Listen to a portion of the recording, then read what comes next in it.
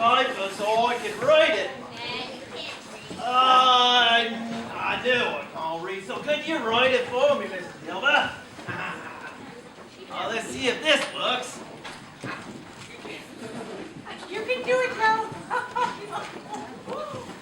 How's it going, Dilby?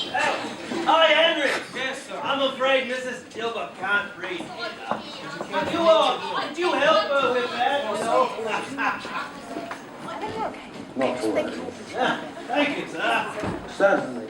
Our warmest welcome to all who join us here tonight to celebrate this season with the telling of a new story by a young writer living here in London named Charles Dickens. Dickens? What's a Dickens, Mrs. Dilber? Dickens, he wrote the story. Oh, never heard of him. Well, this story is about all things past.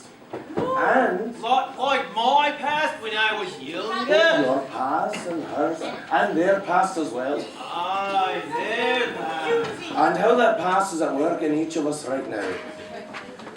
The players who are here at, Poole, His Honour the Lord Mayor's request, have informed me that they are unwilling to tell the story alone, and entreated me to enlist your aid in this telling. We need you to be a part of London of 1843. And so during the story, the players will move amongst you. They may sit with you, talk with you, madam, or perchance even ask you to dance, sir. How do you feel about that? But we won't ask him to do anything unnatural. Natural, you know, Miss Dilber, like getting a hug from a nice lady. Yeah, but if you don't like it, just say get off. Oh, what's not to like? Now, we'll not be having a standard intermission in this story, But we do have 2 parties. You can't count to 2. and during these parties, we may ask you to move your bench. So that we can dance. Dancing. We will also be serving... Yes, we do. Now, we also will be serving a wee morsel to eat, offer you the chance to purchase something more out in the market, and also remember that is your time to place your bid in our silent auction. And to use the privies. After all, that's what intermission's for, right? That's true. Oh, but I hear the word food. We get some food, do we, Mrs. Dilber? Did I also hear the Lord Mayor was here? He's right there. I'm sitting here. Oh, hello! It's Young Ebenezer.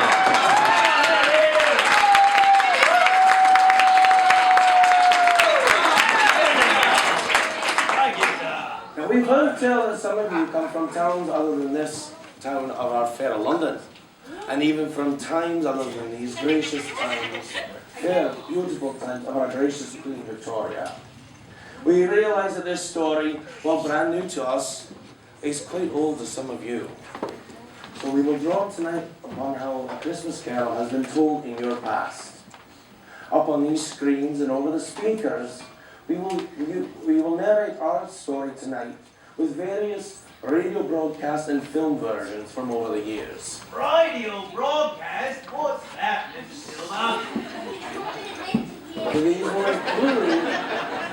These will include the 1935 film starring Seymour Hicks as Scrooge, the Campbell Players radio broadcast of 1938 with Lionel Barrymore as Scrooge, MGM's 1938 film featuring Reginald Owen as Scrooge, the Mercury Theatre 1939 radio production with the estimable Orson Welles as Scrooge, and the 1951 British film with Alistair Sim as Scrooge. In some ways, this story is much older than all of us. It's older even than Mr. Dickens himself. Older than the oldest story we tell each other. Unless, of course, you believe that this story is a humble part of that oldest and most glorious of stories.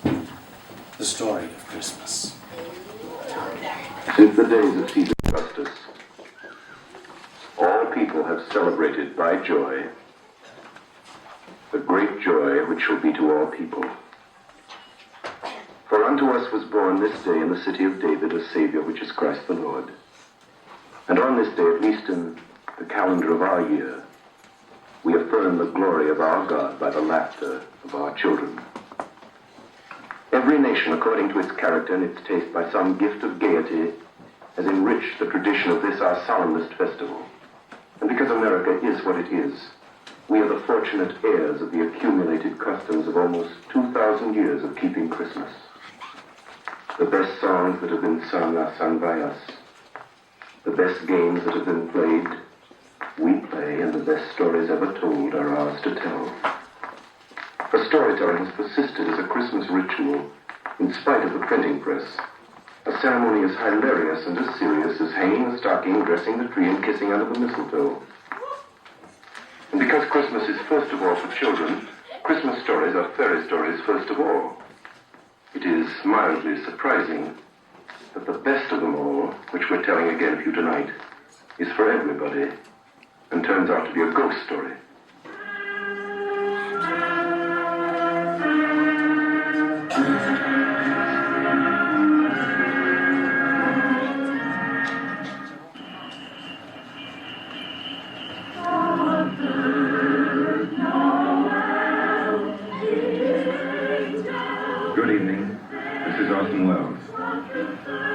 Clearly, a number of ways in which a Christmas carol could be introduced. It's dead to begin with. This must be distinctly understood, or nothing else wonderful. It has become a Christmas custom to gather around the radio to hear and to enjoy a Christmas carol.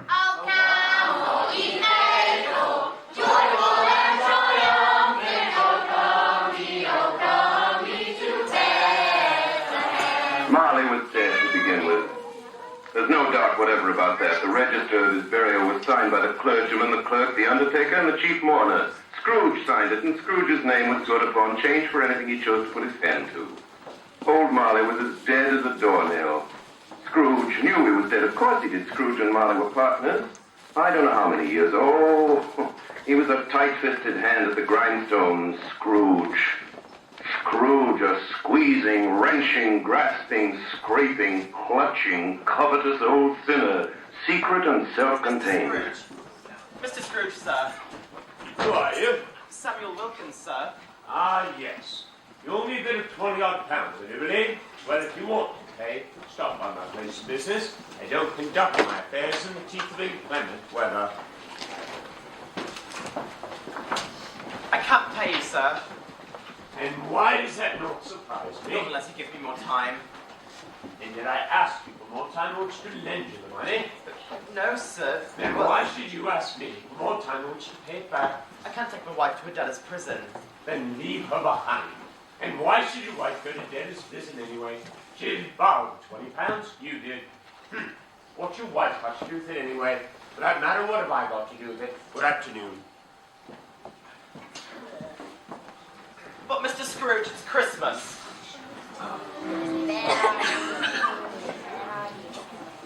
Christmas has even less to do with it than your wife has that I have. You'd still owe £20 if you weren't in a position ready to pay in the middle of a heat wave on an August bank holiday. Good afternoon. Once upon a time, of all the good days in the year, on Christmas Eve, I'm done. old Scrooge sat busy in his counting house, a grim, cheerless place if ever there was one. The door of Scrooge's counting house was open, that he might keep his eye upon his clerk, Bar Cratchit, who in a cold and dismal little cell beyond worked at his ledgers.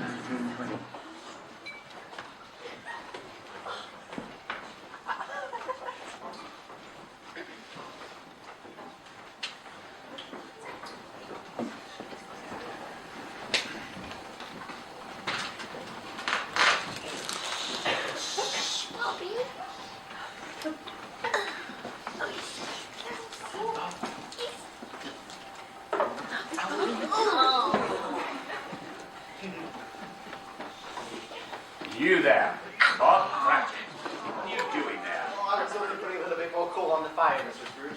My fingers are getting stiff from the cold. Then put on your mittens. Put that coat back. Bad indeed. If you continue to use coal at this rate, you and I shall be parting company, Bob Cratchit. Do you understand that? Many young men would like this situation, you know. Yes, sir. I'm sorry, sir. A Merry Christmas, Uncle. God save you. Bah, none both. Oh, Christmas, I loved, Uncle. Well, you don't mean that, I'm sure. You? What right have you been married? What reason have you to be married? You're poor enough. Oh, come then. What right have you to be dismal? What reason have you to be morose? Well, you're rich enough. Ah, humbug. Oh, don't be cross, Uncle. What else can I do when I live in a world of fools such as this? Merry Christmas. Out upon Merry Christmas. What's Christmas time to you? What a time for paying your bills with no money. A time for being a year older and not an hour richer. Well, if I could work my will, every idiot that goes about with Merry Christmas on his lips should be boiling his own pudding and buried with a stick of holly through his heart.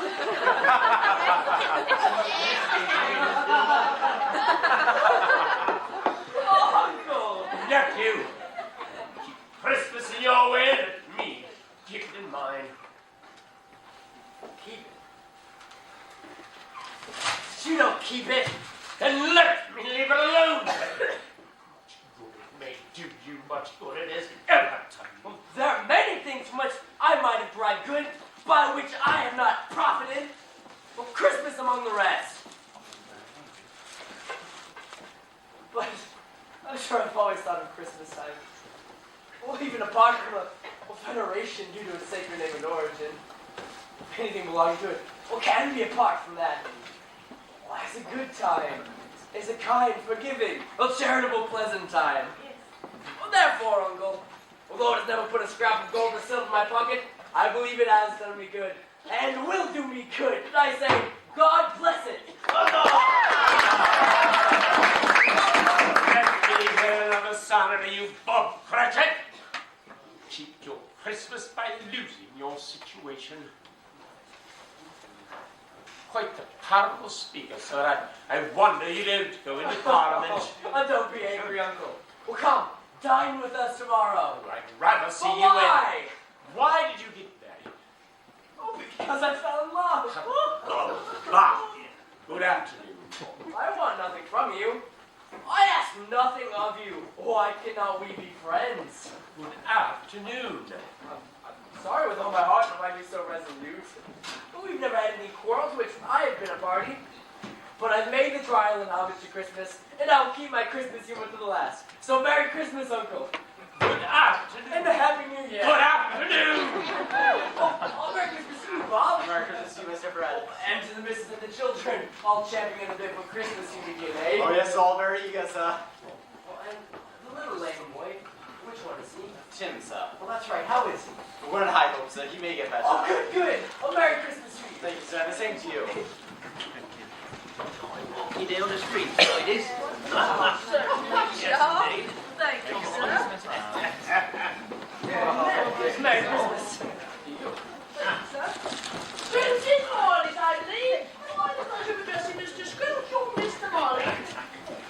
Mr. Marley's been dead these 7 years. He died 7 years ago this very night. Oh, we have no doubt that his liberality is well represented by a surviving partner.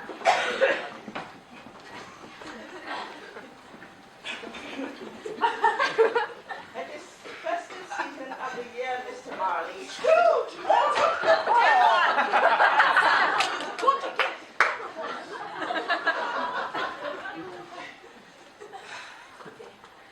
At this festive season of the year, Mr. Scrooge. It's more than usually desirable. It's more than usually desirable. Now they provide. At this festive season. It's more than usually desirable that we make some slight provision for the poor and destitute who suffer greatly at this present time. Hundreds are in want. Thousands. Many thousands.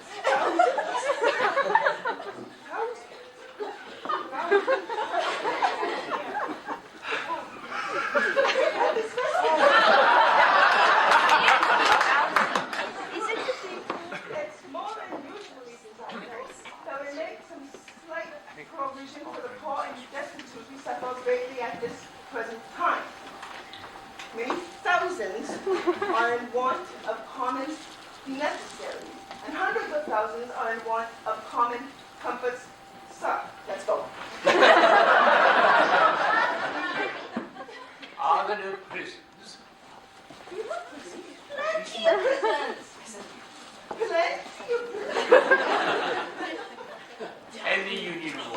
passes, are they still in operation? They are still. I wish I could say they were not. Treadmill, and the poor law of Poole's bill. Oh, very busy, sir. Oh, good. I was afraid from what you said at first that something had occurred to stop them in their useful course. I'm very glad to hear it. Under the impression that they staunchly furnish Christian cheer of mind or body to the multitude, a few of us are endeavoring to raise a fund to buy the poor some meat and drink and a means of warmth. We choose this time because it is a time of all others when warmth is keenly felt and abundant trees rejoicing. How much shall we put you down for, sir? Nothing. Merry Christmas.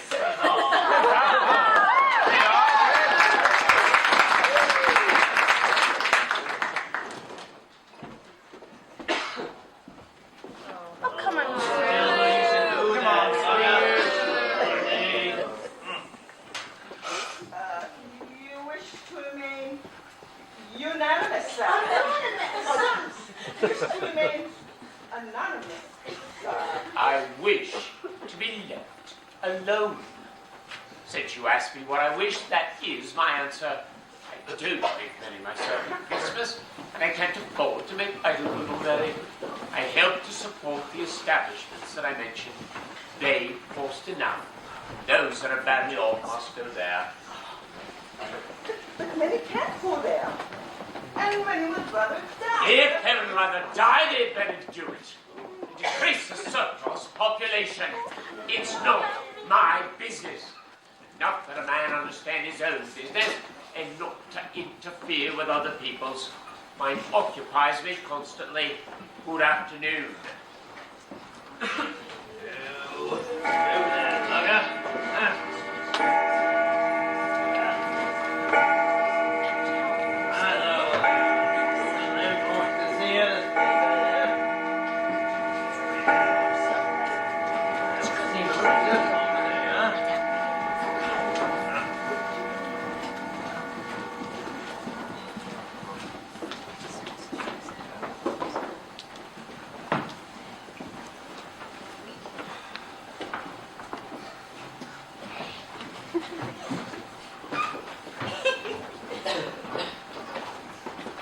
You'll be wanting the whole day off tomorrow, I suppose. It's quite convenient, sir. But it's not convenient. It's not fair. I was a stop at Crown Court. You think yourself ill-used, I'll be bound. But you don't think me ill-used when I pay a day's wages for no work. It's only once a year, So sir. that's a poor excuse for picking a man's pocket every 25th of December. But if you must have that whole day, be here all the earlier the next morning. Yes, sir, Mr. Scrooge. Thank you, Mr. Scrooge, and Merry Christmas. Yeah, we almost said Merry Christmas. Merry Christmas. You a clerk at 15 shillings a week with a white family and not 2 sixpence to jingle together in your trousers pockets. Talking about a Merry Christmas. Oh, I'll retire to Bedlam. I don't think you'll ever retire. I don't think so. Go rescue the regent. Bah! Humbug!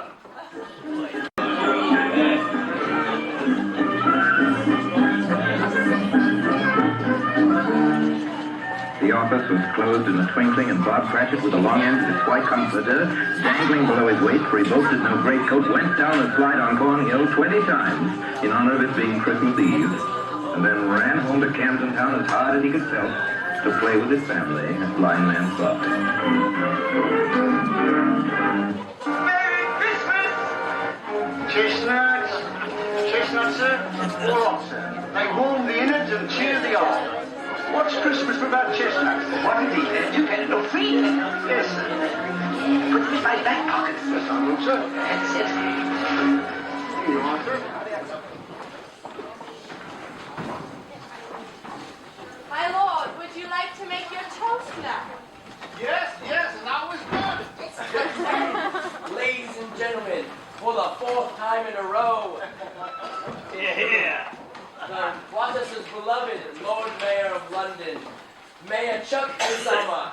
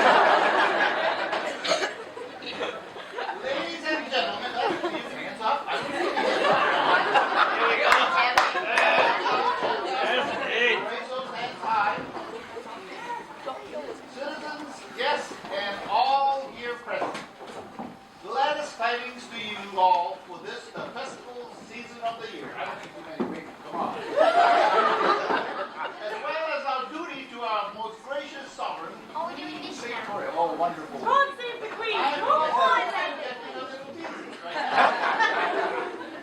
Our humblest thanks to Mesket, formal wear, keeper of Her Majesty's Royal Wardrobe. Here, Here, here! That's what I'm wearing right now. Me too.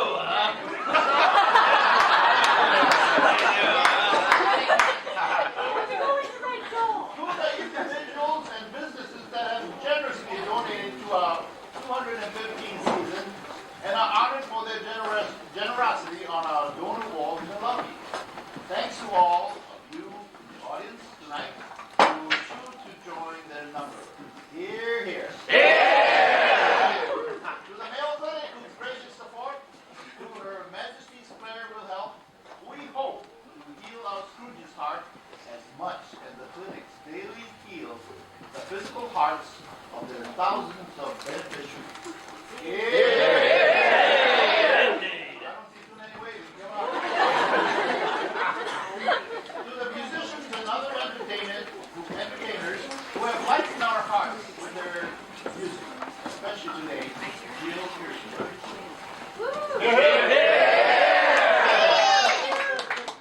Jill sang for about an hour before we started the program. Indeed. She did. She was outstanding.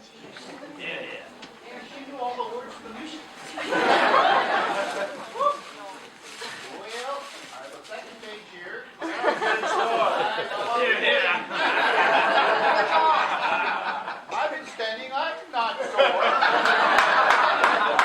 I'll raise me for you. And so we hit each of you to the partake of my smallest comfort we can offer, and enjoin your enlightened hearts to share with us the joy of the day and each other. And our hearts charged with goodwill of the season, we honor all of these with grateful hearts, him whose feast we honor with our joy, and whom we honor with the blessings we give each other, especially with the blessings we bestow upon these littlest ones whom we bless is in him who made him Merry Christmas.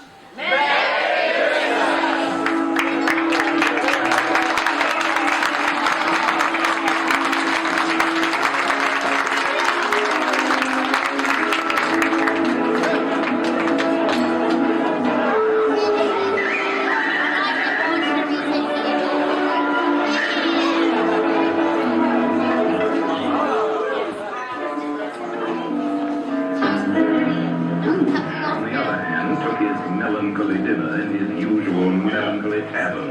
Yes. Smoke it. Take the extra, sir.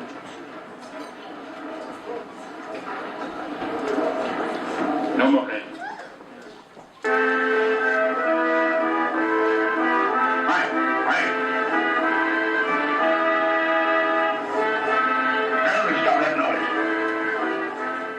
Having read all the newspapers and spent the rest of the evening with his banker's book, went to his dismal house.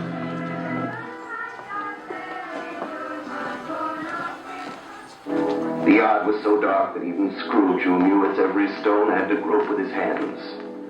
The fog and frost hung about the black old gateway of the house. Darkness is cheap, and Scrooge... Darkness is cheap, and Scrooge likes it. The yard was so dark that even Scrooge, who knew its every stone, had to grope with his hands. I don't like the dark, Mrs. Dilda. Wanna play me?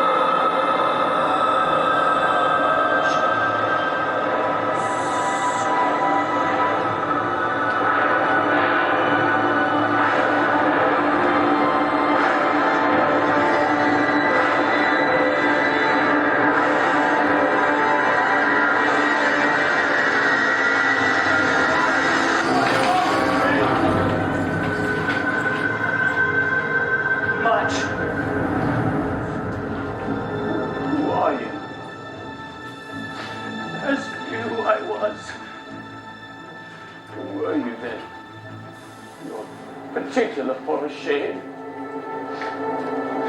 I was your partner. Jacob Marley. Marley? But you're dead. He died 7 years ago. 7 years ago this very night.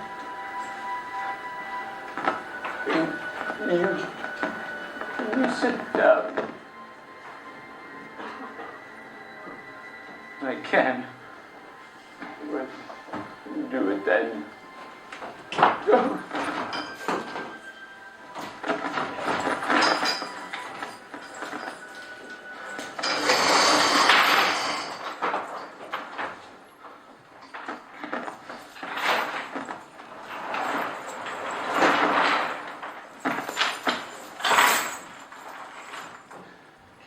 You don't believe in me. I don't.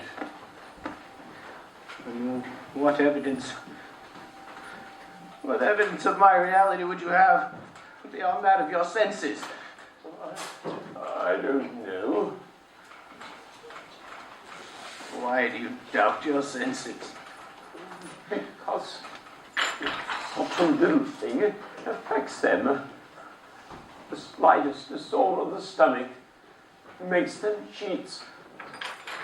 You may be an undigested bit of beef, a blot of mustard, a crumb of cheese, a fragment of underdone potato. There's more of gravy than of the grave about you, whatever you are. You see this toothpick? I do. You're not looking at it. Yes. But I see it, notwithstanding. I have. But to swallow this and be for the rest of my days persecuted by a legion of goblins. All of my own creation, it's humbug, I tell you, all of it humbug. No! my bills. Do you believe in me or not? I do. I must. But why do you walk the earth and why do you come to me?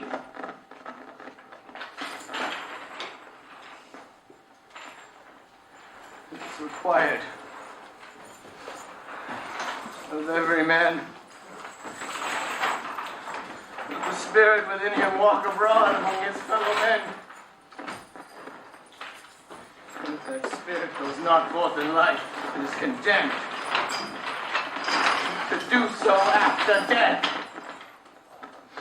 It's doomed to wander through the world and see those things that it cannot share in. Shed and on earth and turn to happiness. What is that chain around you? They were the chains I forged in life. I made them link by link and yard by yard. Why? Why is there a pattern so strange to you? Oh, I'm sorry, Jacob.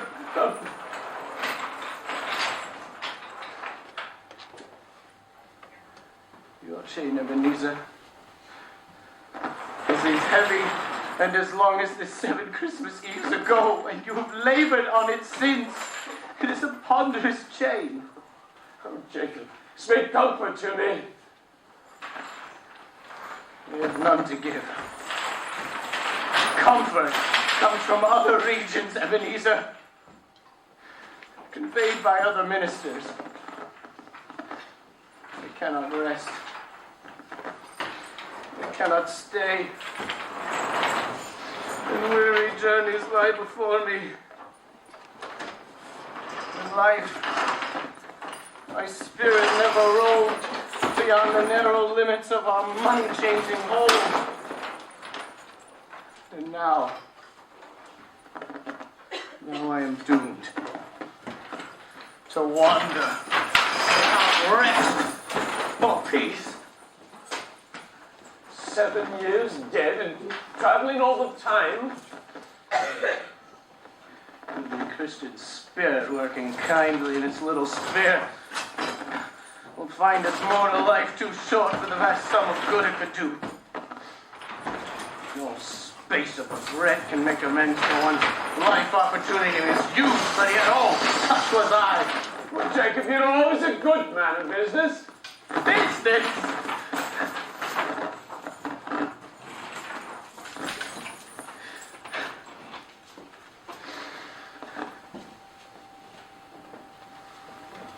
Mankind was my business. The common welfare was my business.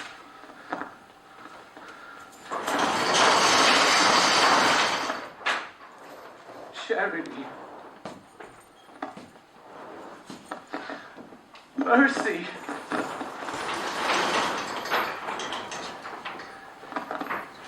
and benevolence were all my business. The dealings of my trade were but a drop of water in the comprehensive ocean of my business, Ebenezer. Why? Why did I walk to crowds of fellow beings with my eyes turned down and never race to that blessed star which led the wise men to a poor abode? Whether no morals to which it would have conducted me. Listen to me, Ebenezer. My time is nearly gone. Jacob, don't be hard upon me. Here's a warning that you will get a chance and a hope of escaping my fate. Thank you, Jacob. You're always a good friend of mine. You will be visited by 3 spirits. Is that the chance to know? It is. Look.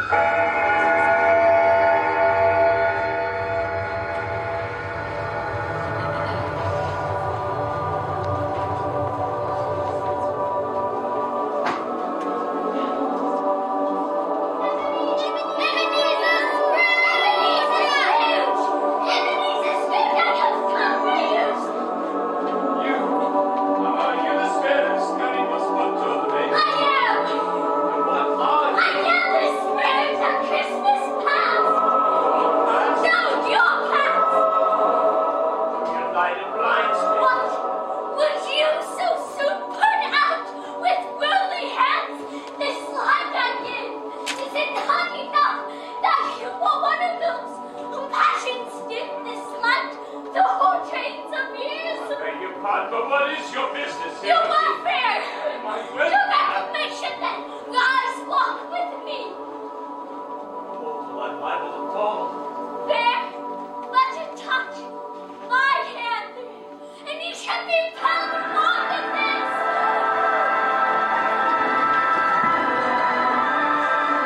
You recollect this place. I was a boy here. Thanks to have forgotten it for so many years. So, there's Dick. These are Dick but Wilkins. shadows of things not meant. They have no consciousness. The schoolhouse is not funny deserted. A solitary child neglected by his friends. Left this bed. I know. Come on, let's go sing downtown. Oh, boy. I wish, but now it's too late. What's the matter? Nothing. There was a boy singing a carol at my door last night. I should like to have given him a little something, that's all. Let us see another Christmas.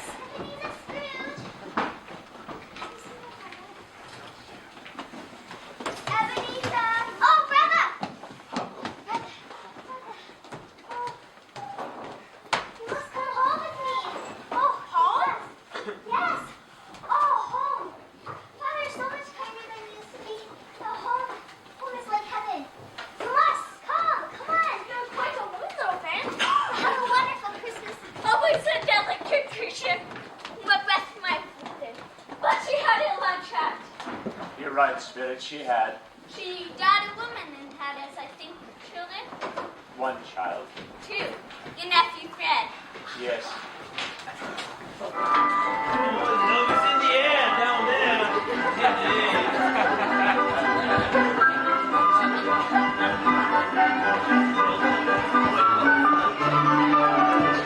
You know this place. No, was I apprenticed here?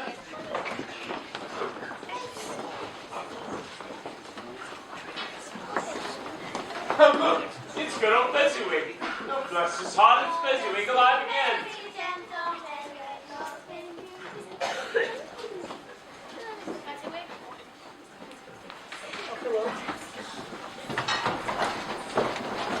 Yo-ho! Ebenezer! Dick Wilkins. Oh, Dick Wilkins, bless me. Oh, he was very much attached to me, was Dick. Poor Dick, I saw his poor son this very afternoon. Yes, Samuel Wilkins. Those who found money, I believe. Well, a few odd pounds. And as it's Christmas, I suppose. What does Christmas have to do with it? It's terrible.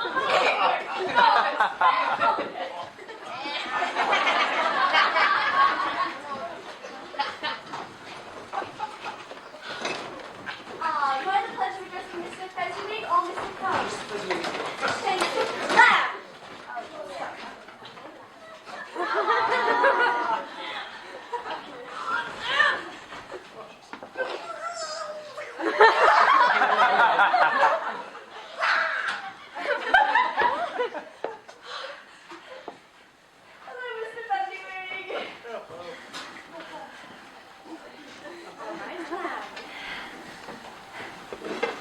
At this festive season. No.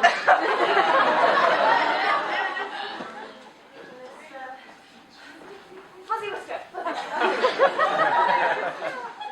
More than usually desirable. At this festive season. It is more than usually desirable that we make some slight provisions for the poor and destitute who suffer greatly in this present time is not so hard.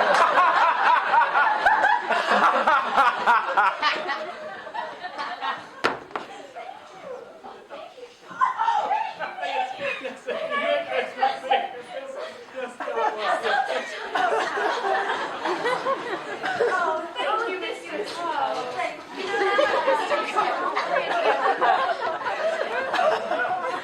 Oh, yo-ho, my boys, there's no more work tonight. That's Christmas Eve day. Christmas, Ebenezer. Oh, let's have the shortest up before a man can say Jack Rose.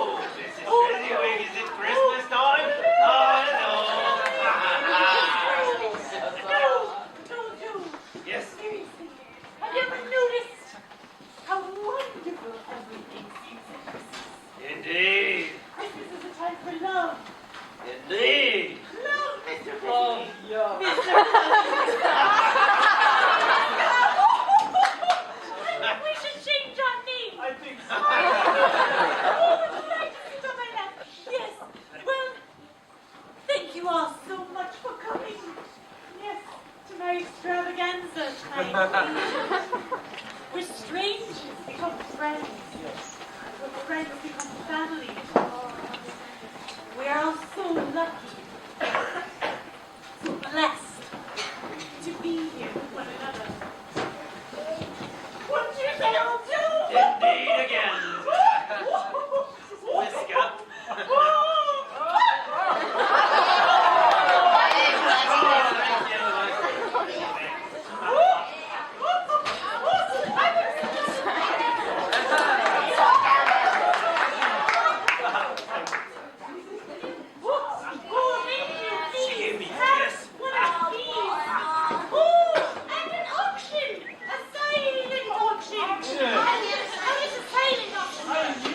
Silent, this is just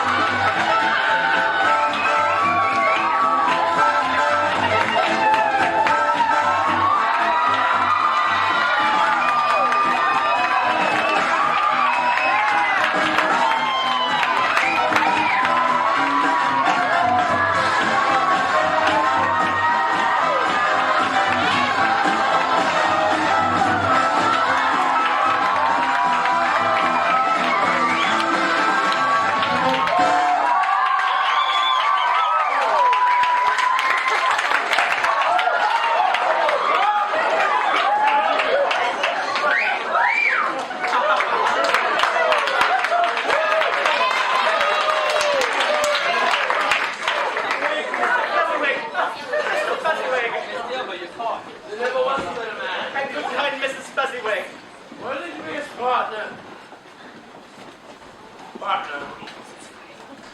In every sense of the term. Well, if that's on high praise, so ironed, I'll use it. What? Is it not small? What is this pretty costume to your mortal one? 3 or 4 pounds at the most. That is so much. That is Well, it isn't that, Spirit. He has the power to render us happy or unhappy.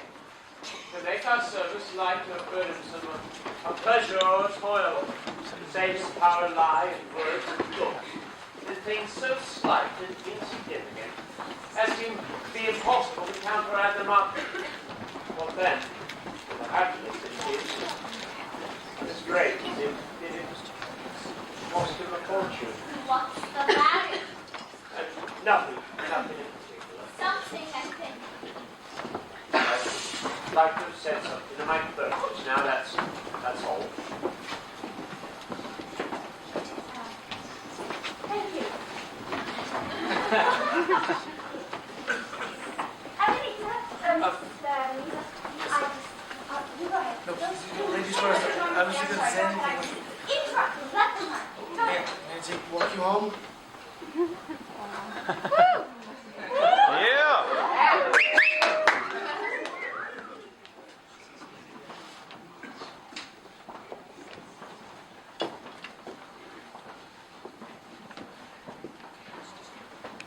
Bread and butter.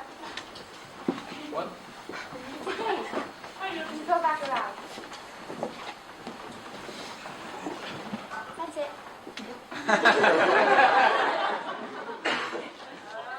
Gonna cry there.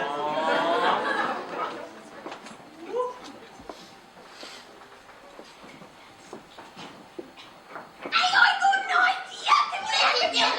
And is he gonna be my dad and then he's gonna vote me?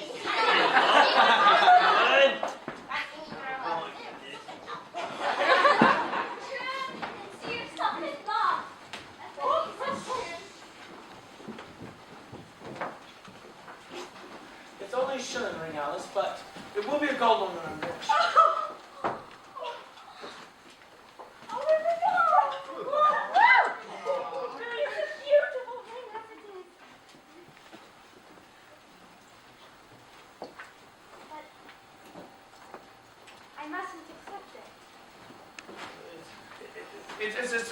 It's not good enough for you.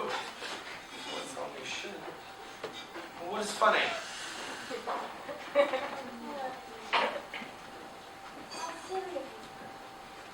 It's not the ring. Or whether you're rich, it's just... Why, we're so young. You may have a change of heart one day. Dearest Alice, if I ever have a change of heart towards you, it will be because my heart has ceased to beat.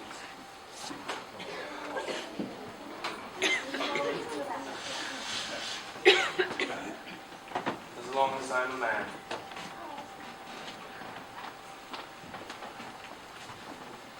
Well, then, Ebenezer, I'll just have to accept your ring.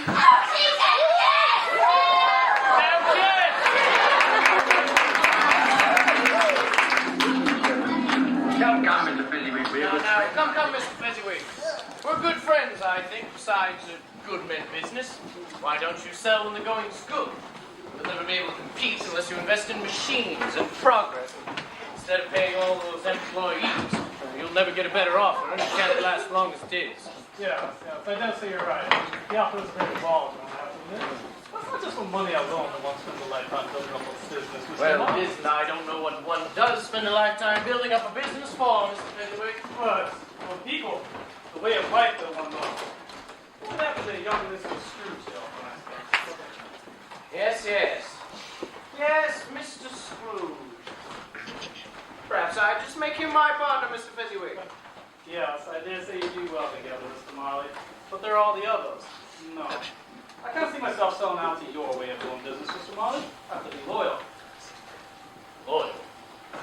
To my friends, my employees, my way of life. There's more in life than money, sir. Yeah.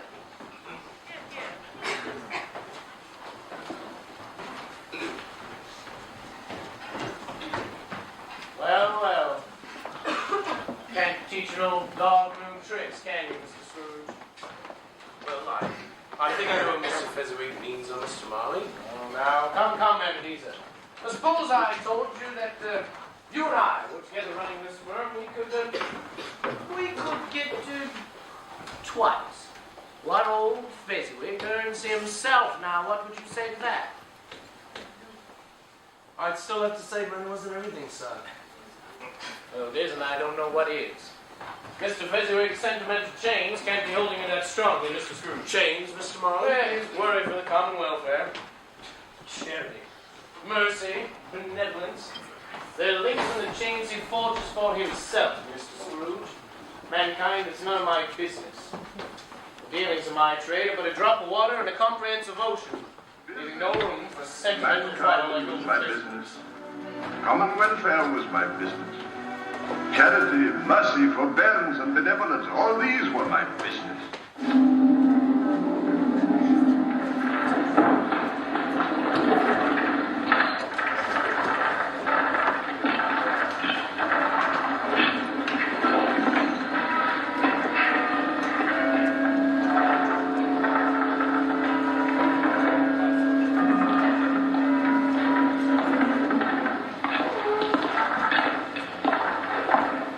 Hello, Fezziwig.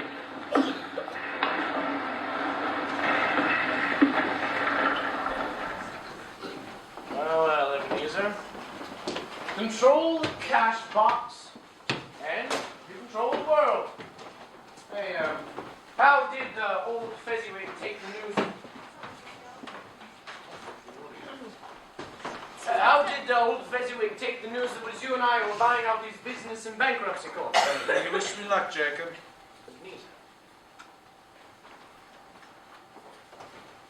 Off with you. Good, that's very good.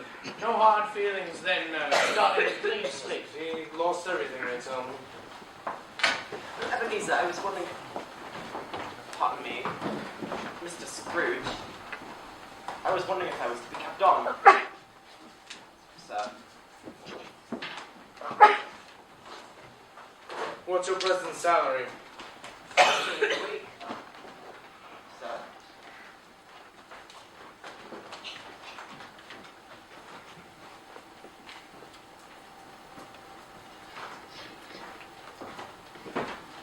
You can stay on for 4. It's nasty, Miss Bergen. Yes, sir. Thank you, sir. Alice? What is this?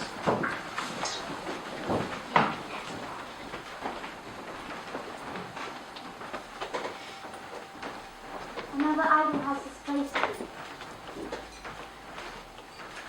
And if it can cheer and comfort you in times to come, as I would have tried to do, and I have no just cause to grieve. What idol has displaced you? A golden one. The world is so brutally cruel to the poor, yet it condemns the pursuit of wealth in the same breath. You fear the world too much. All you hope is that wealth will place you beyond its reach. I'm not changed towards you. Am I?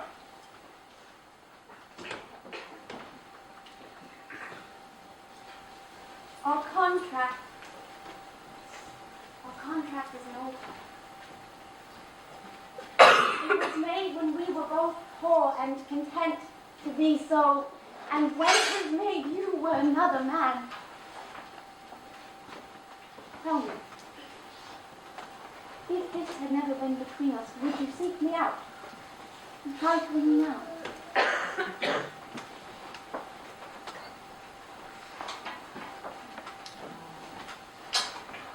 No. No. And so, I release you. Have I ever sought release? In words, no, never. In what then? In a changed nature. In an altered spirit. May you be happy in the life you have chosen, Ebenezer. The love of things once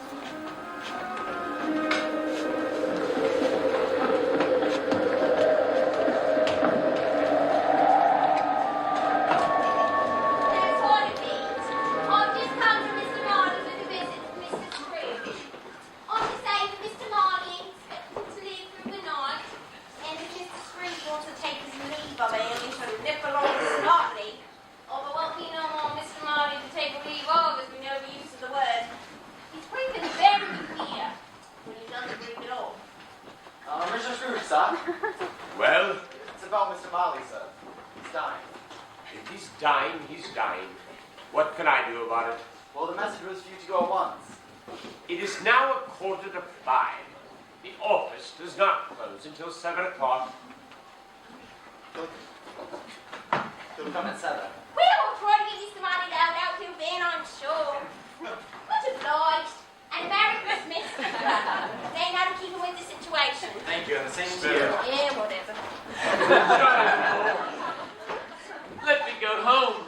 One shadow more. No more. No more.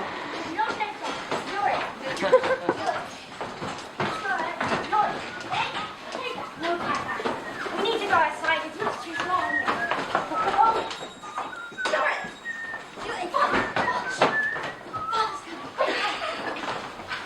Hello, Alice, dear. Hello, dear. Have you gone and lost the kids again? See my house. How's yours? I saw an old friend of yours on the Oh, way yes, home. who? Yes, well, guess. Yes. How can I? Peter? Was it Peter? It was not Peter. Saint Nicholas. Not St. Nicholas. Not St. Nicholas. But I hear he's coming to...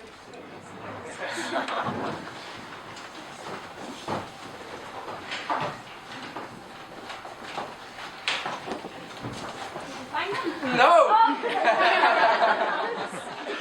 Bread and butter.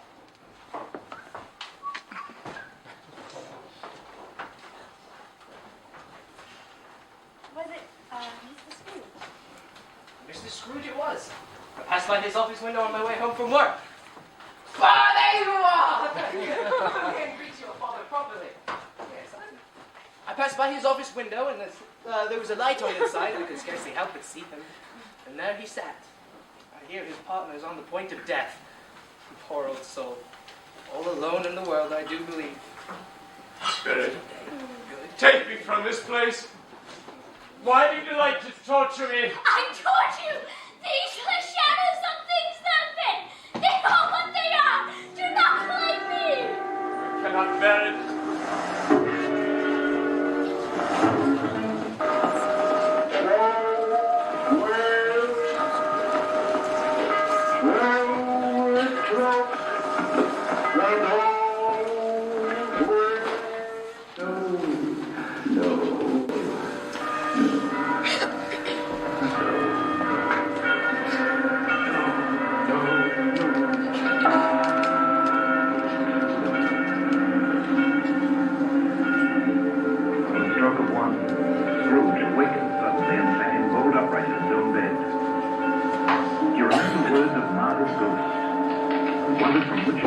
The second spectre would appear. At that moment, nothing between a baby and a rhinoceros would have astonished him very much.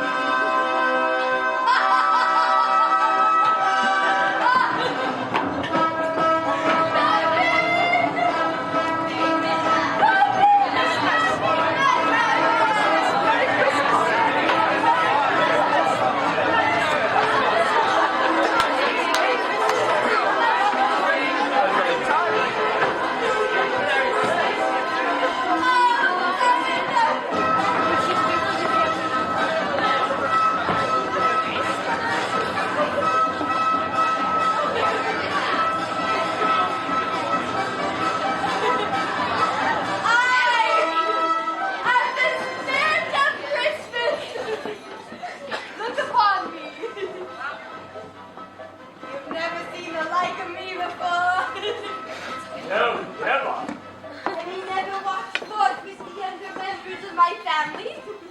No, I don't believe that I have. No, I'm afraid I'm not, Spirit. Have you made a promise, then?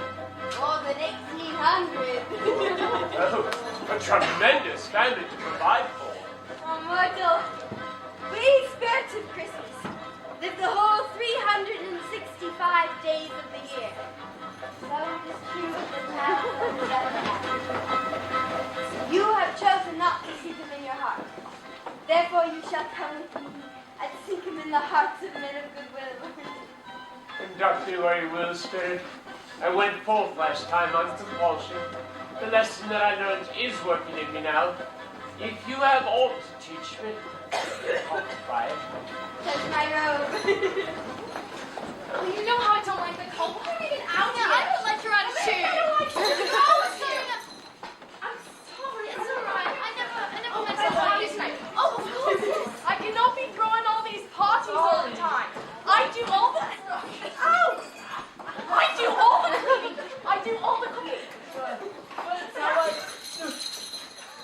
Well, I do enjoy the party. Sometimes. Well, next time I'll do all the cleaning and all the cooking. Don't worry, I'll learn.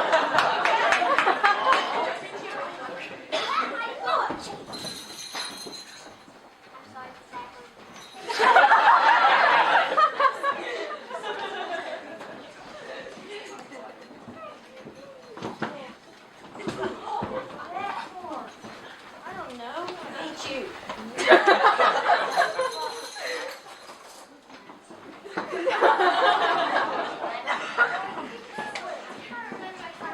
Hey, look Oh, at look you. at you with your fancy. Oh, you look like a cupcake. There, you look like a...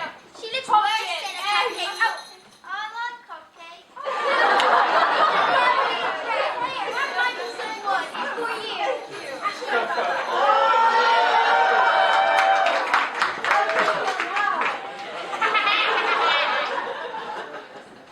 Spirit, is there a peculiar flavor in what you sprinkle from your tongue? There is. My own. Would it apply to any sort of a dinner on this day? To any kindly given. To a poor one most. Why to a poor one most? Because it needs I most. wonder what has ever got your precious father and your brother Tiny Tim. Look. And Mama for the late last Christmas for half an hour. Oh, Mama! Oh, my dear girl! Well, never mind, so long as you're calm. Sit down before the fire and have a warm.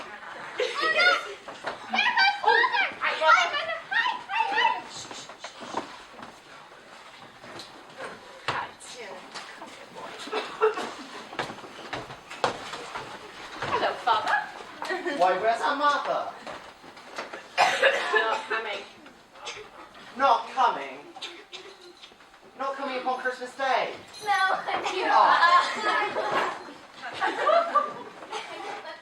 Go get the food. Go get it. Come on, Tim. Take it, brother. I'm How did little Tim behave? As good as gold.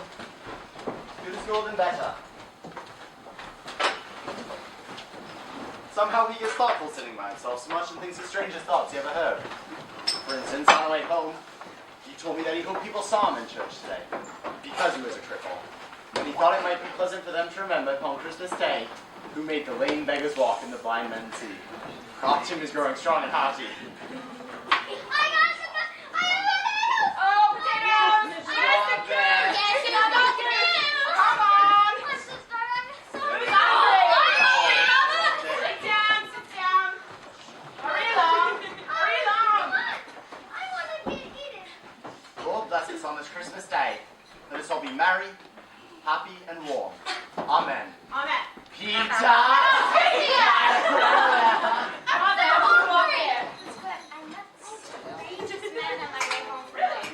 No, I meant Paula, how was your day? Oh, as cold as usual. Did you put coal on the I fire? tried, but he caught me today. Ow! Of course you did. What do you say? Oh, let me down. Oh, it's a wonderful goose, my dear. I'm glad you like it. All right, get the pudding. I'm not sure about it, though. Suppose it should not be done enough. You've gotten over the backyard wall and stolen it while we in here married with the goose. Nice and Paula.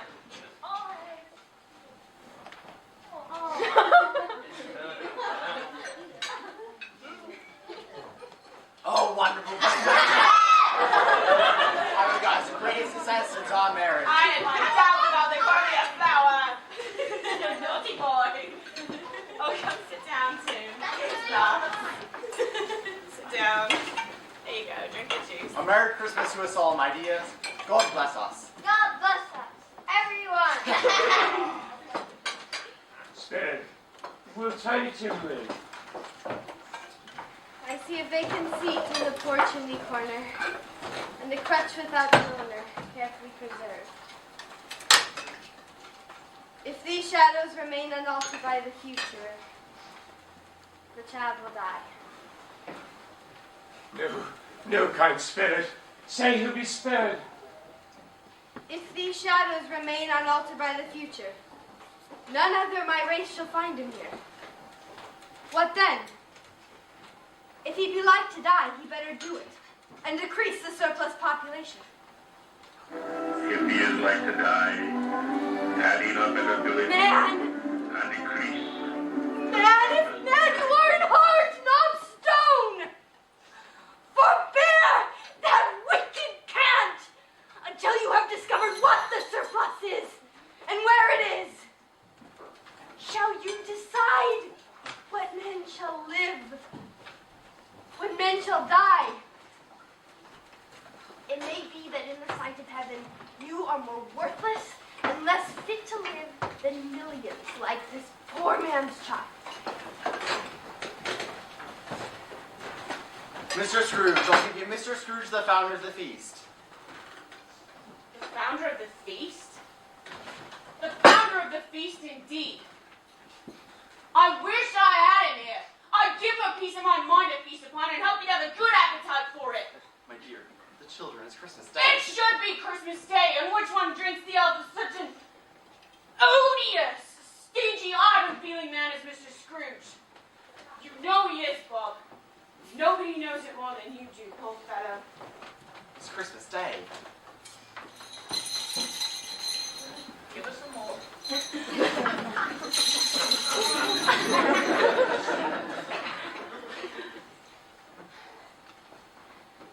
I'll drink his out for your sake and the day's, not for his. Long life to him. Merry Christmas and an happy New Year. He'll be very merry and very happy. I have no doubt.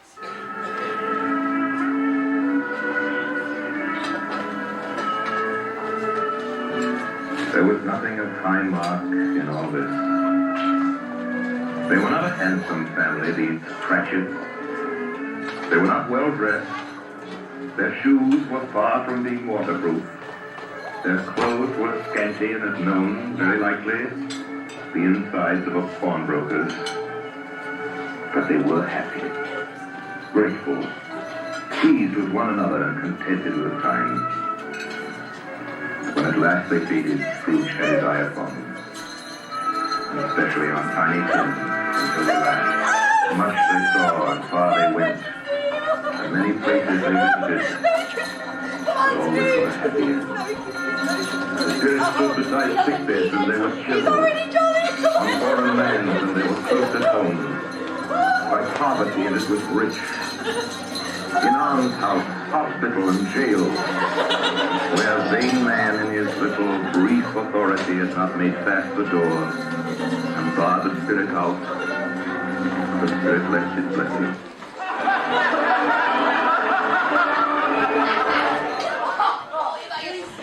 He said that Christmas was a humbug. Oh, as I believed it too. Oh, he's a comical fellow, that's the truth. Or not pleasant as he might be. However, his offenses carry their own punishment, and I have nothing to say against him. Sure, he's very rich, but at least he said so. Well, what of that, my dear? His wealth is of no use to him. He don't do any good with it. He don't make himself comfortable with it. He has the satisfaction of thinking that he's ever going to benefit any of us with it. I have no patience. Oh, I have. Well, I'm sorry for him. I couldn't be angry with him if I tried. Well, who suffers by his ill whims? Well, himself. Always. Yeah, he takes it in his head to dislike us, and he won't come and dine with us. Well, what's the consequence? We don't lose much of a dinner. Valentine, I think you lose yourself a very good dinner, Fred. Oh, I'm very glad to hear it. I have great faith in these young housekeepers.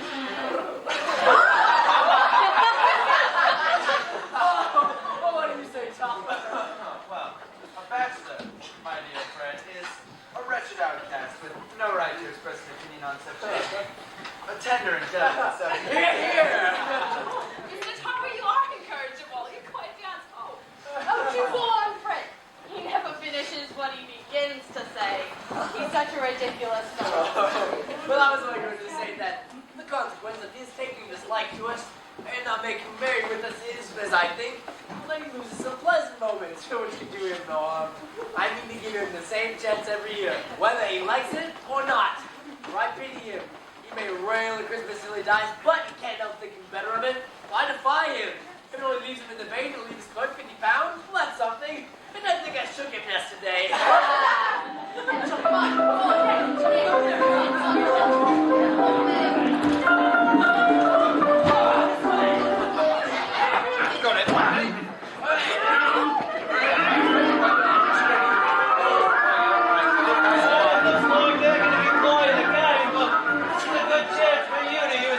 if you'd really like to, but there's also time to dance and have some more food. All you gotta do is find a nice young lady.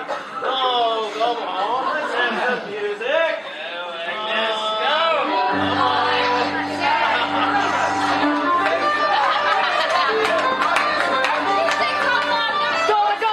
Come on.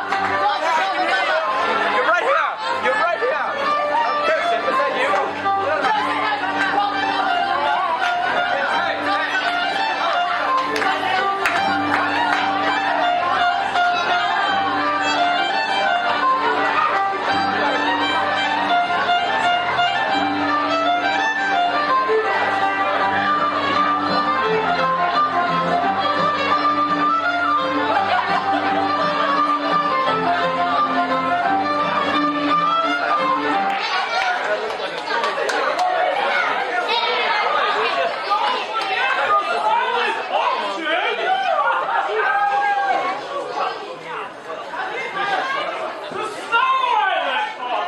He's not very silent, is he? They're better in the movie! Oh, yes. Indeed. They don't know how they have an option when it don't work.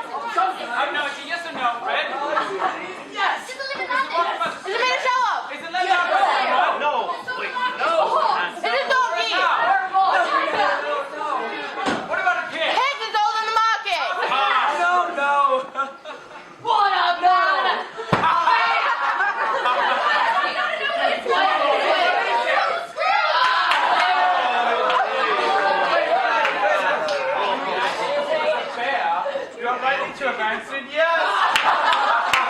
Oh yes, if there's plenty of merriment, I am sure. And it would be ungrateful not to drink his health. So I say, Uncle Scrooge, a Merry Christmas and a Happy New Year to the old man. Or whatever he is. You wouldn't take it from me, but may he have it, nevertheless. Uncle Scrooge! Thank you. It's a bit of a double toast. Ebenezer, my life on this globe is very brief. It ends tonight. Our spirits' lives so short, then. The time is drawing near. And look, down here. Oh, spirit, are they yours? They're man's. They cling to me, feeling for protection from their fathers. The boy is ignorance, and the girl is want. Beware of them both, but most of all, beware of this boy. Have they no refuge? No resource? Are there no prisons? Are there no prisons? Are there no work? Are there no workhouses? Are there Are there no prisons? Are there no workhouses? Are there no prisons? Are there no workhouses?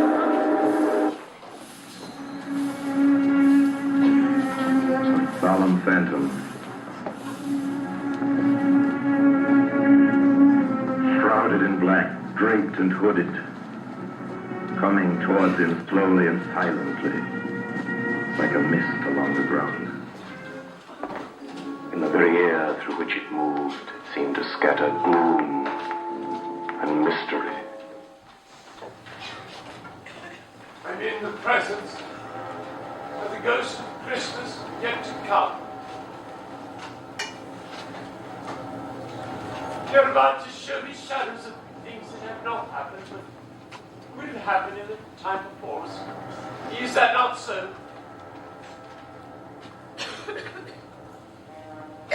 Ghost of the future, I fear you more than any spectre that I've seen. But as I do, purpose is to do me good, and as I hope to be a better man than what I was, I am prepared to bear your company, and to do so with a thankful heart. Will you not speak to me? Lead on, spirit. Lead on. Tonight is waning fast, and it is precious timing, I know. Lead on. Now, I don't know much about it either way. I don't know he's dead. When did he die? Well, that's tonight, I believe. Why? And what was the matter with him? I thought he never died. So he did, I dare say. Wait a minute. What has he done with this money? I haven't heard. He's probably given it to his rotten company, perhaps. He hasn't given it to me, that's all I know.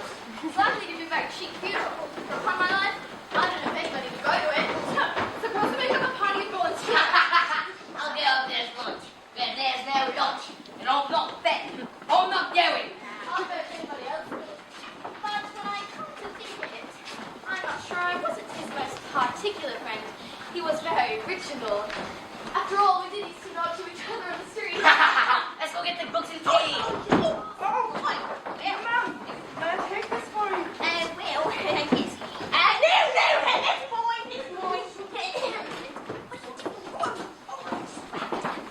It's cold, isn't it? Yes, it's very. Yes. Seems as though the devil has finally got his own, eh? Well, yes, so it seems. All right, well, come on now. Merry Christmas. Yes. Spirit, whose death is it they speak of so casually? Strange. My usual place is over there under the clock. I ought to be there this time of day. Well, where Joe? Here's the card. Thank you, without meaning it. Yeah, well, we couldn't have met in a better place, huh? You've been at home here trying to do before this. Oh, you others ain't strangers either. Going for some financial arrangement. We're all suitable to our calling. We're well matched. Come in. Oh, come into the bar. I'm here to let the undertaker come to call. What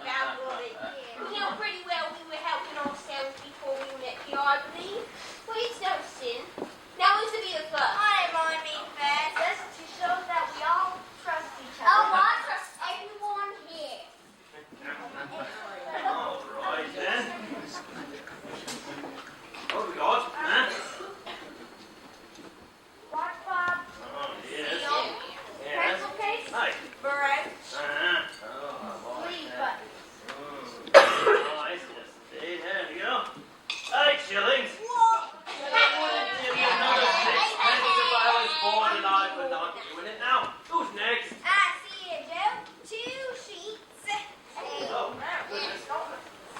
2 towels. A shirt.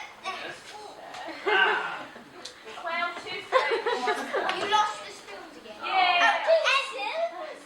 And sugar tongs.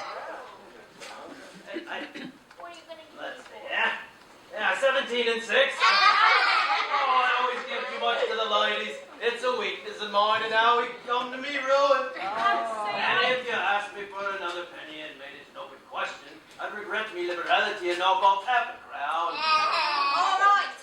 Now, and you might bundle down, right? Bundles, what you call this? Bed curtains? Aye.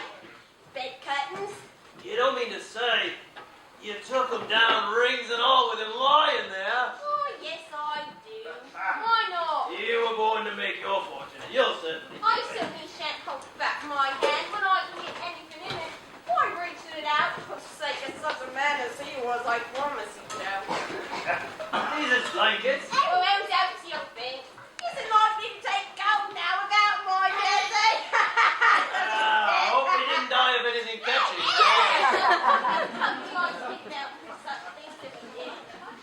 Ah, you made it from this shirt to your eyes ache. I can find out in it. It's the best one he had and a fine one too. I'd have wasted if it hadn't been for me.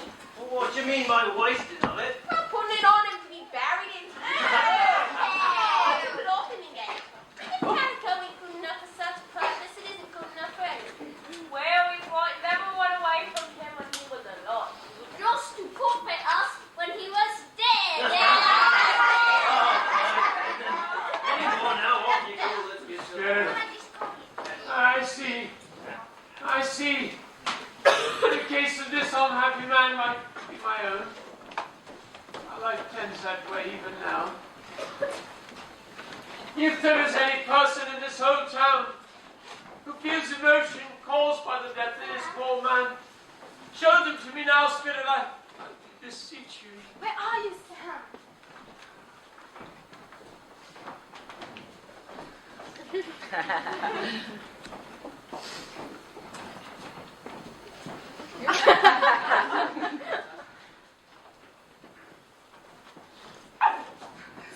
Hello, Martha. The Constable's come again. I think we should dance 1, 2, 3. No, Martha, I haven't seen him, but I have seen Mistletoe. Martha is home. We only hope that he would relent. Whatever miracle can save us. Martha, he is past relenting. He is dead. Dead? Dead. He's dead. Sam was saved. He's saved. Thank you, dearest Lord. Forgive me. Who was that in transfer? Oh, I don't know, but by that time we will surely have the money. And even if we don't, there can't be another creditors. Merciless is he. Martha, we will have a Merry Christmas. Let me see some tenderness connected with the dead. And while I was always good to the end of the age. Yea, though I walk through the valley of the shadow of death, I will fear no evil, for thou art with me. Thy rod and thy staff will comfort me.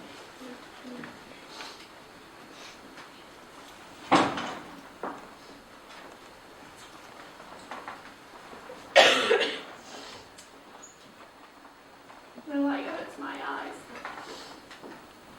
But they're better now. It makes them weak by candlelight.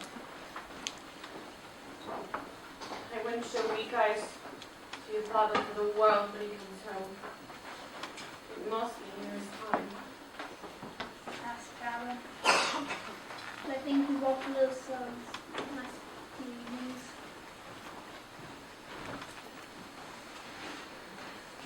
I've known him walk with tiny.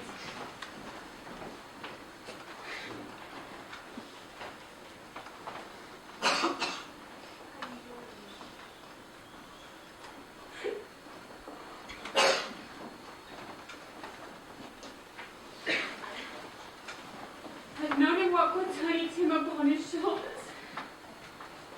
Very fond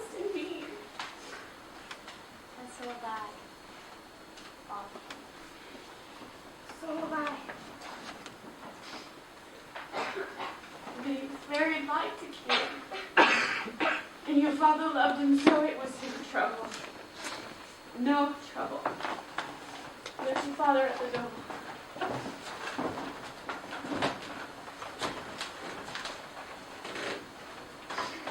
Forgive me. I'm late.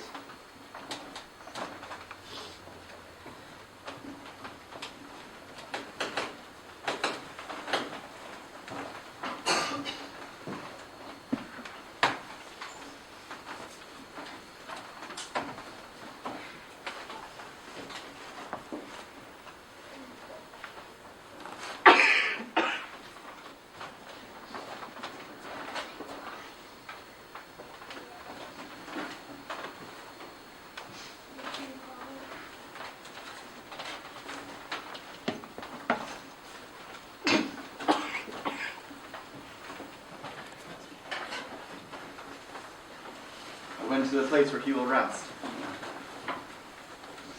I wish you could have gone. Could have done you good.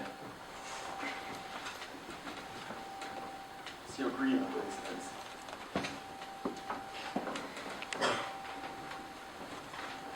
But we'll see it often. Promise him we walk on a Sunday. Like a little child. Little child.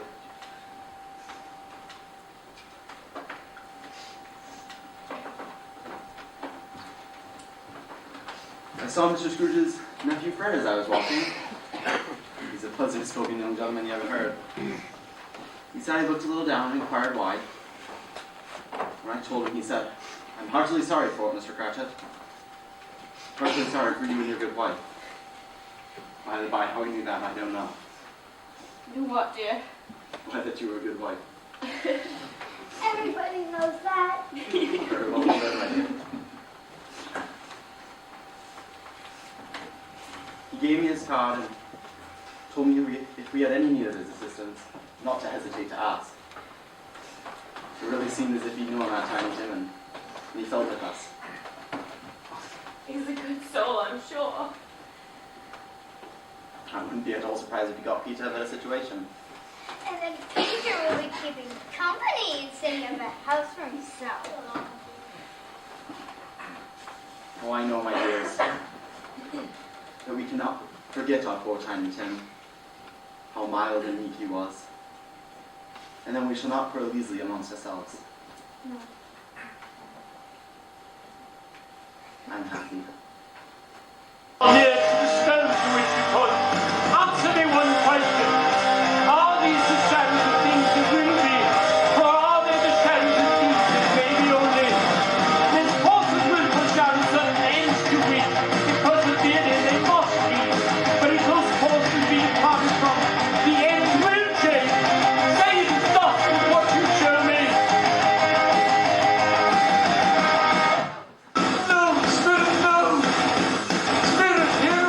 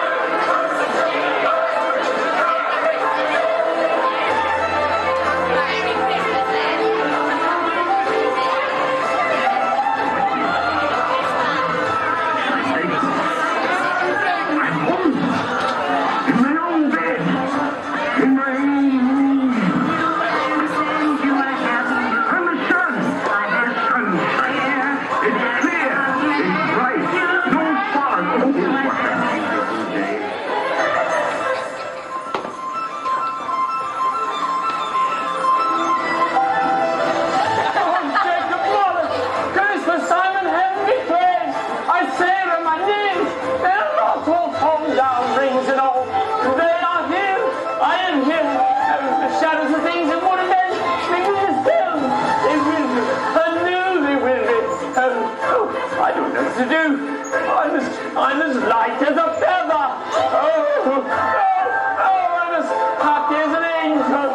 I'm as merry as a schoolboy. I'm as giddy as a drunken man. I don't know how long I've been among the spirits. I don't know anything. I'm quite the baby. I don't care. I'd rather be a baby. Still, he's a baby, not old Joe. A Merry Christmas, Ebenezer. You old humbug. And a Happy New Year, as if you deserved it. Merry Christmas, Miss Wilbur. Thank you. And many of them. I don't know what day is the month it is. I don't know how long I've been amongst the spirits. I don't know anything. I never did know anything. But now I know that I don't know anything. I don't know anything. I never did know anything. But now I know that I don't know. All the Christmas morning. I must stand on my head. I must stand on my head.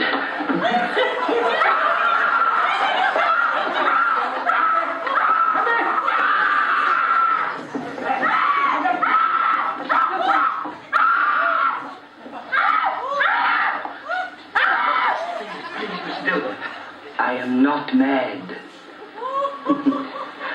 Even though... Don't follow, Mr. Scrooge, so you forced me to scream for the beagle. The beetle, madam? A thing for the beetle. A guinea? Here, what for? I'll give you one guess. To keep me mouth shut.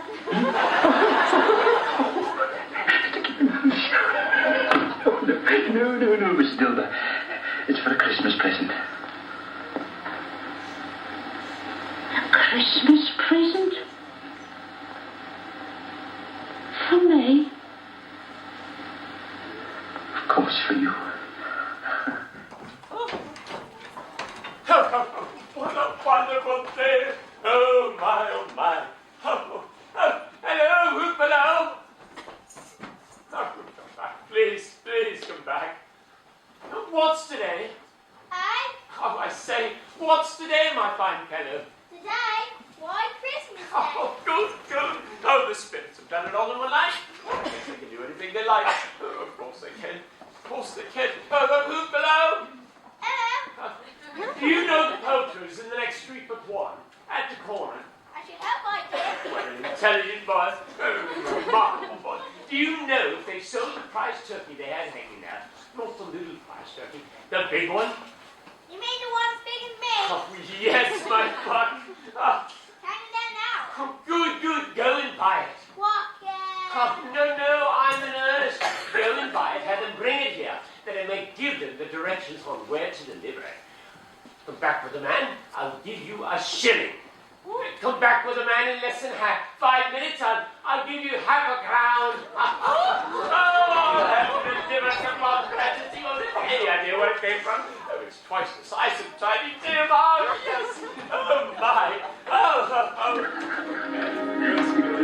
Mr. Robert Cratchit, 2 Porter Street, Camden Town. It's you, Robert. Leastways, there's no one else I know of. I think I know who sent it. Who? Mr. Scrooge. Oh, dear, whatever made you think it might be him? I don't know. I just think it. What would make Mr. Scrooge take such leave of his senses suddenly?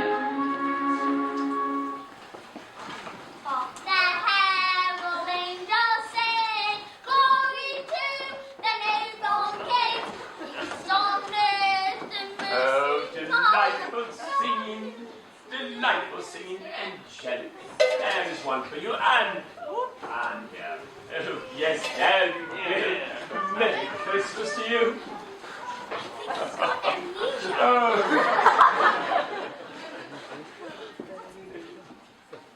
My dear friend, I trust you succeeded yesterday. It was very kind of you.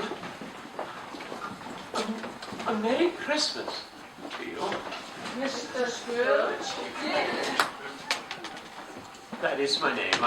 I fear it may not be a pleasant one to you. Allow me to ask your pardon.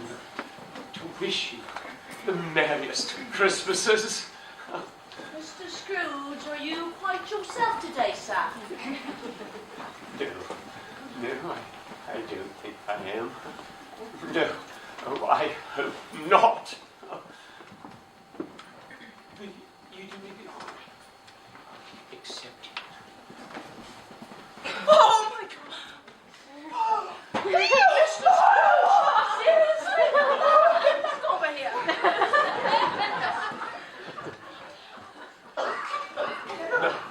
No, not far less. A great many back payments are included in that, I assure you. I don't know what to say. Such magnificent, sir.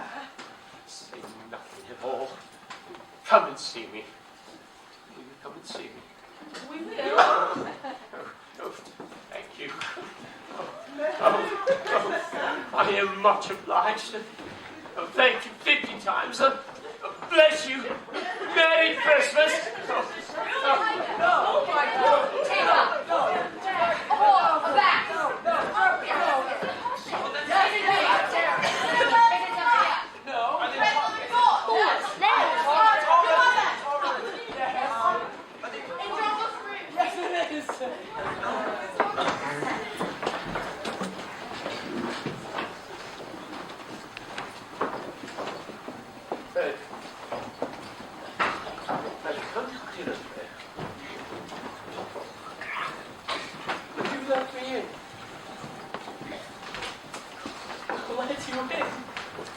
Why, I'm God delighted. Oh, my dear, look who's here.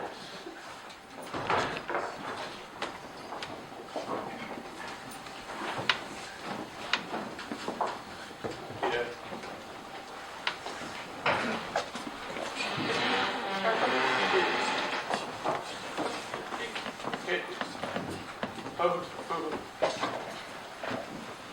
I mean, no eyes to see with, no ears to hear with. Would we cheers? Oh, you dear uncle. You have made Fred so happy.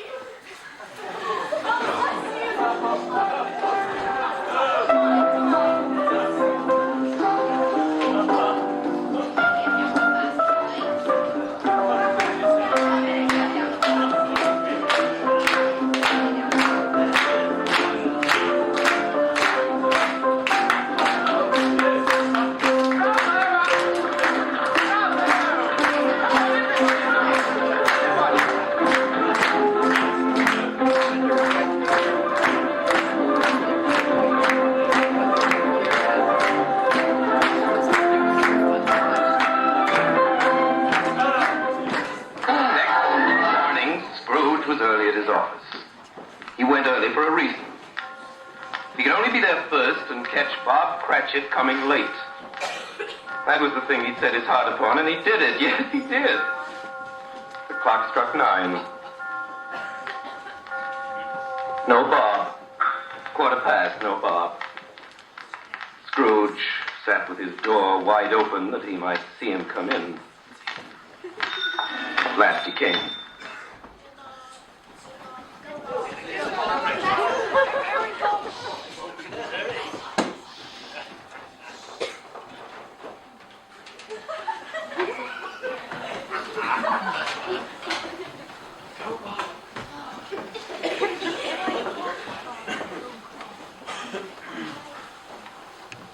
What do you mean coming here this time of the day?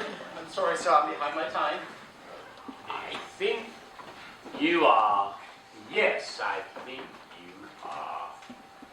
Step this way, sir, if you please. It's only once a year, sir. We were making rather merry last night. I'll tell you what, my friend. I am not going to stand for this sort of thing any longer. And therefore,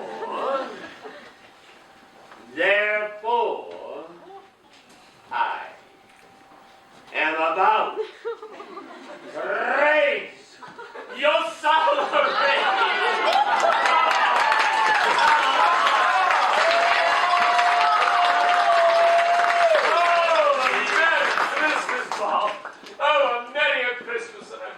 a million years. Oh, I'll raise your salary and endeavour to assist your struggling family. We discuss your affairs this very afternoon over a Christmas bowl of smoking bishop. So make up the fire's bog and buy another scuttle of coal before you jot another eye, Bob Cratchit.